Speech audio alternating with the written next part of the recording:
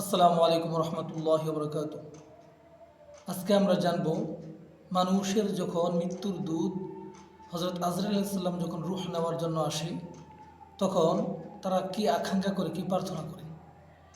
এই ব্যাপারে আল্লাহ রাব্বুল আলামিন পবিত্র কোরআনের সূরা মুমিনুনের 99 নম্বর এবং 100 নম্বর আয়াতের মধ্যে বলতেছেন, হাত্তা ইযা জাআ আহাদাহুমুল মাউত ক্বালা রাব্বিরজিউন।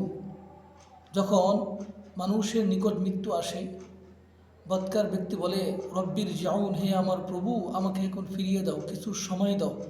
কেন? লাআল্লি আমালু সালিহান ফিমা, যাতে করে আমি ভালো কাজগুলা করতে পারি, ফিমা তারাকতু, যেই সমস্ত কাজগুলা আমি আমার দুনিয়ার জীবনে করি নাই, ভালো কাজ করি নাই, ফিমা তারাকতু, যেইগুলা ছেড়ে দিয়েছিলাম।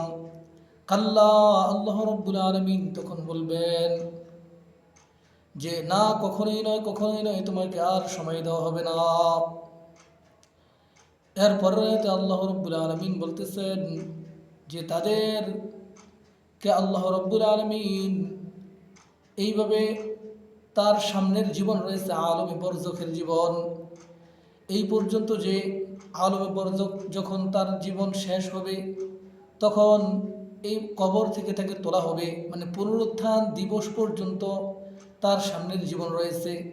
ওয়ামিন ওয়ারাইহিম বারযাখুন ইলা ইয়াউমি ইউবআসুন, এবং তাদের পরবর্তী জীবন রয়েছে বারযাখ, আলমে বরজখের জীবন, যেটা পরবর্তী জীবন, মানুষের মৃত্যুর পরবর্তী জীবন। ইলা ইয়াউমি ইউবআসুন, এটা হচ্ছে পুনরুত্থান দিবস পর্যন্ত। তাহলে এই আয়াত থেকে আমরা জানতে পারলাম, মানুষের যখন মৃত্যুর ফেরেশতা আসে তখন সে আল্লাহ রাব্বুল আলামিনের কাছে অল্প সময় চায়। কেন? যেন যে নেক কাজ সে করতে পারে নাই এটা যেন সে করতে পারে। তখন কিন্তু আল্লাহ রাব্বুল আলামিন সময় দিবেন না।